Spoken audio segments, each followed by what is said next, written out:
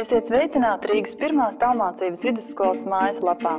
Esmu priecīga un gandarīta, ka šobrīd, pēc 5 gadu darba pieredzes Rīgas tālmācības vidusskolā, gan skolu dibinot, gan ikdienā strādājot ar studentiem, varam piedāvāt jaunu, uzlabotu gan mācību vidi, gan mācību procesu.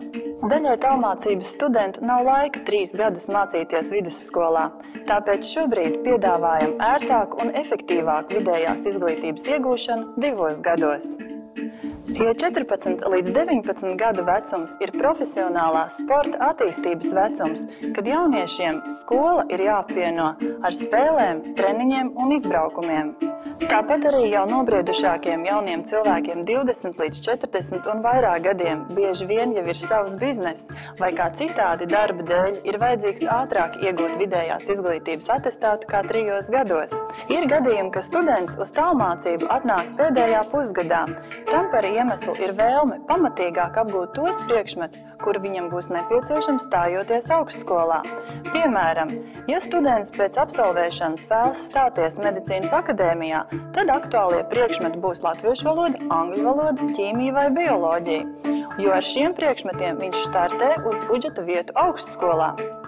Ja students tālāk plāno mācīties ārzemēs, tad noteicošie būs ne tikai centralizēto eksāmenu rezultāti, bet arī sekmi izrakst vidējā atzīme. Tāpēc mācoties pēc individuāla plāna un izvirsot savus prioritāros priekšmetus, students var uzlabot savas sekmes kopumā. Rīgas pirmā tālmācības vidusskola saviem studentiem piedāvā klātienes nodarbības 1 reizi mēnesī. Tomēr bieži vien mēs savu studentu redzam 2 reizes, iestājoties un uz valsts pārbaudas darbiem. Tas nozīmē, ka students mācās eksternātā un uz skolu mācību procesa laikā neatnāk nemaz. Šādas produktīvas un rezultatīvas mācības var notikt pateicoties profesionālam skolotāju darbam, kur izprot tālmācības specifiku un ir sagatavojuši īpaši tālmācības mācību materiālus un video materiālus. Tāpat varu apgalvot, jebkuru neskaidru jautājumu jums palīdzēs risināt atbalstoša administrācija.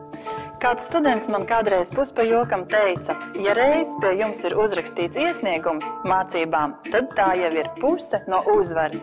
Tāpēc aicinu, nāc mācīties Rīgas pirmajā tālmācības vidusskolā. Mācies ērti, ātri un viegli.